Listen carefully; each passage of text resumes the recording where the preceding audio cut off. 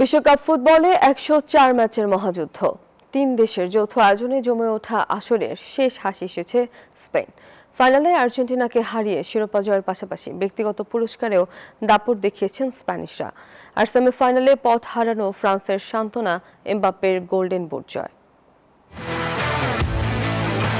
১০৪ match ১৬ venue আর ৩ দেশের যৌথ আয়োজন।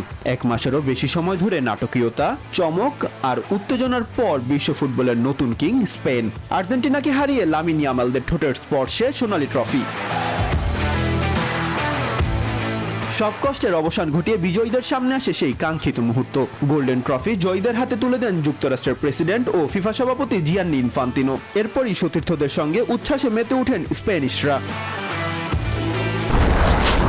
হিউস্টনে রকিং টেস্টি, সীমানা ছাড়াও নিজেকে হারাও। শুধু দলীয় সাফল্যই নয়, ব্যক্তিগত পুরস্কারেও আলো ছড়িয়েছে স্পেন। পুরো টুর্নামেন্টে পায়ের জাদু দিয়ে গোল্ডেন বল জিতে নেয় রদ্রিগো, যা বিশ্বকাপের সেরা খেলোয়াড়ের স্বীকৃতি। আসরের সেরা গোলরক্ষকের পুরস্কার পান উনাই সিমন। নিজের অসাধারণ সব সেভে জয় করেন গোল্ডেন গ্লাভস।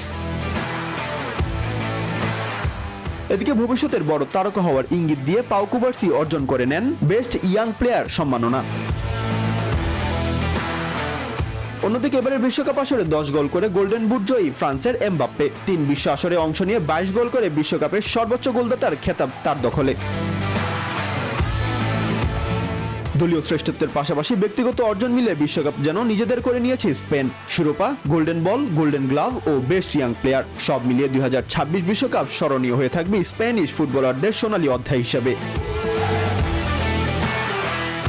মাহাদি ইমরান, নিউজ 24।